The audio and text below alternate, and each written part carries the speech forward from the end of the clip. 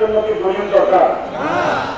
নবীর সামনে জুলুম করবো, সালাম দিব, আমি আত্মায় শান্তি পাবো, আমার নবীকে মহব্বত করবো, নবীর তাজিম করবো, এর জন্য কি খুব বেশি দলিল দরকার? তারপরে তো দলিল আছে, দুরূদ শরীফ করার দলিল নাই। বিস্তারিত বলবো না, খালি ইয়াটা বলতেছি, দুরূদ শরীফ আল্লাহ পাকের হুকুম সূরা আহজাব ৫৫ নম্বরে আল্লাহ পাক বলছেন, সেখানে নবীজিকে সালাম দেওয়ার কথা আছে, তাহলে দুরূদের কথা আছে, সালামের কথা আছে। মিলাদ শব্দটা সরাসরি হাদিসে আছে। ইমাম তাবারানী মুজামুল কবির ২৫ নম্বর হাদিস, ইমাম হাইসামির মজমুউল জাওয়ায়েদ, ইমাম জালালউদ্দিন সুয়ুতির জামিউল আহাদিস, অনেক করে আপনার কাছে আমাদের আয়েশা বলছেন, আয়েশা রাদিয়াল্লাহু তাআলা قالت تذكر رسول الله صلى الله عليه وسلم وابو بكر رضي الله تعالى عنه ميلادهما عندي। আমাদের আয়েশা রাদিয়াল্লাহু তাআলা বলছেন, আমার সামনে আমার কাছে দয়াল নবীজি নিজে এবং আবু বকর সিদ্দিক রাদিয়াল্লাহু তাআলা দুজন পারস্পরিক মিলাদের আলোচনা করেছেন। আমরা বলি আলহামদুলিল্লাহ। আমরা সবাইকে জানিয়ে দিচ্ছি, মিলাদ এটা নতুন নয়। মিলাদ আমার দয়াল নবীজি নিজে আয়োজন করেছেন, দয়াল নবীজি নিজে মিলাদের তকবিরা করেছেন। এই কিতাবটি জাকের মঞ্জিল লাইব্রেরিতে আছে, আমাদের ব্যক্তিগত লাইব্রেরিতেও আছে। এই কিতাবের দাম বেশি না, মোটামুটি ২৫-২৬ হাজার টাকা দিয়ে পাওয়া যায় একটা কিতাব।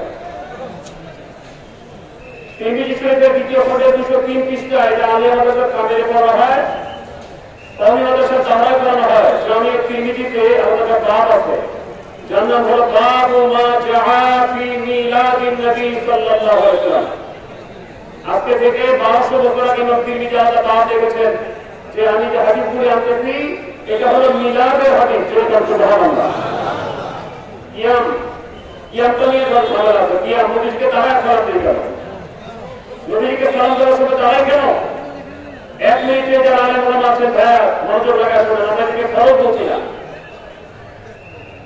ওয়াজিবও বলছি না, কিন্তু যদি আপনি চান যে সাহাবীরা নবীকে দাঁড়িয়ে সালাম দিয়েছেন কিনা এটা যদি জানতে চান, আমরা বলতে পারবো ইনশাআল্লাহ।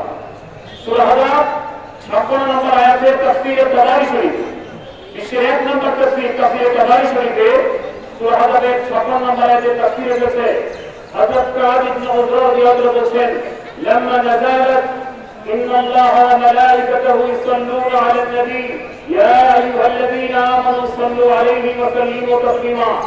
এই আয়াত যখন নাযিল হয়ে গেল, ফাকুনতু ইলাইহি, আয়াত শোনার সাথে সাথে আমি দয়াল নবীর সামনে দাঁড়িয়ে গেলাম। সুবহানাল্লাহ। ফাকুনতু ইলাইহি, নবীর সামনে দাঁড়িয়ে গেলাম, দাঁড়িয়ে আমার নবীজিকে সালাম দিলাম। তাই নবীজিকে দাঁড়িয়ে সালাম দেওয়ার হাদিস আছে আছে, কিন্তু আমরা অনেকেই নবীজিকে দাঁড়িয়ে সালাম দিয়ে তাজিমে, নবীকে তাজিম করার হুকুম আল্লাহ পাবে। সূরা ফাতিহার ৯ নম্বর আয়াতে আল্লাহ বলছেন, লিতুমিনু বিল্লাহি ওয়া রাসূলিহি ওয়া তুআজ্জিরুহু ওয়া তুআক্কিরুহু ওয়া তুসাব্বিহুহু বুকরাতান ওয়া আসীলা। আল্লাহ বলছেন, তোমরা আল্লাহর উপর ঈমান আনো, রাসূলের উপর ঈমান আনো, আর নবীর খিদমত করো, আর নবীকে তাজিম করো। তো সবগুলি মিলাদের মধ্যে যা আছে সবগুলি হাদিসে আছে, সবগুলি কোরআনে আছে, কোরআন হাদিস দ্বারা সাব্যস্ত। এই জন্য ঘরে ঘরে আমরা কারোর সাথে বিতর্কে যাবো না, সহজে বিতর্কে যাওয়ার দরকার নাই। তবে একেবারে যদি এটাকে উড়িয়ে দিতে চায় যে এটা নাই, তাহলে আমাদের দলিল দিয়ে ইনশাআল্লাহ সাবেক করার মতো সব দলিল বেরিয়ে আছে। তো বিতর্কে যাওয়ার দরকার নাই।